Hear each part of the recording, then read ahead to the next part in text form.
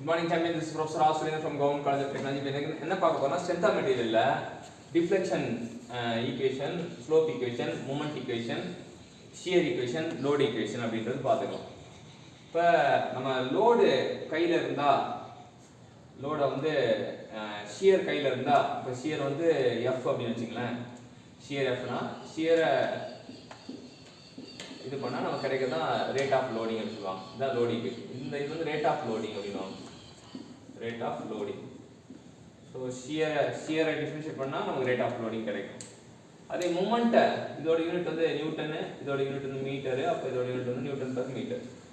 இதே மூமெண்ட்டை வந்து டிஃபரன்ஷியேட் பண்ணால் நமக்கு ஷியர் ஃபோர்ஸ் கிடைக்கும். இதோட யூனிட் நியூட்டன் மீட்டரு, இதோட யூனிட் மீட்டரு, அப்போ இது வந்து நியூட்டன் மட்டும் வரும். ஸோ மூமெண்ட்டை டிஃபரன்ஷியேட் பண்ணால் ஒரு வாட்டி டிஃபரன்ஷியேட் பண்ணால் ஷியர் ஃபோர்ஸ் கிடைக்கும். அதே போல் ஸ்லோப்பை ஒரு வாட்டி டிஃபரன்ஷியேட் பண்ணால் நமக்கு மூமெண்ட் கிடைக்கும். மூமெண்ட் பார்த்தீங்கன்னா டிஃபரன்ஷியேட்டிங் த ஸ்லோப் வந்து தீட்டான்னு வச்சுக்கோம். Theta by X. டிஃப்ளெக்ஷனை இது பண்ணால் நமக்கு ஸ்லோப் கிடைக்கும். ஸோ அப்படி தான் இந்த ஈக்குவேஷன்லாம் வடிவமைக்கப்பட்டிருக்கு.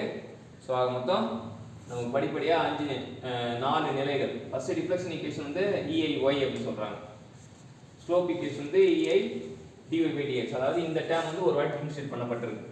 மொமெண்ட் ஈக்குவேஷன் வந்து இந்த டேர்ம் மட்டும் ஒரு வாட்டி டிஃபரன்ஷியேட் பண்ண d ஸ்கொயர் செகண்ட் ஆர்டர் வந்திருக்கு. இப்போ இதுக்கு நமக்கு நல்ல ஃபேமஸான ஈக்குவேஷன் அது m/EI = 1/r. m/1EI = bending equation வரும். இதுதான் வந்து d²y/1/r தான் வந்து இது வரும். ஸோ அதனால் இதுவும் ஈக்குவேட் பண்ணி நமக்கு இது மூலமாக தான் மூமெண்ட்டை கண்டுபிடிக்கிறாங்க. ஸோ EId²y/dx அதை டிஃபரன்ஷியேட் பண்ணால் நமக்கு அடுத்தது EId3y/dx3 இது shear force equation or shear equation கூட சொல்லிக்கலாம். Shear force equation.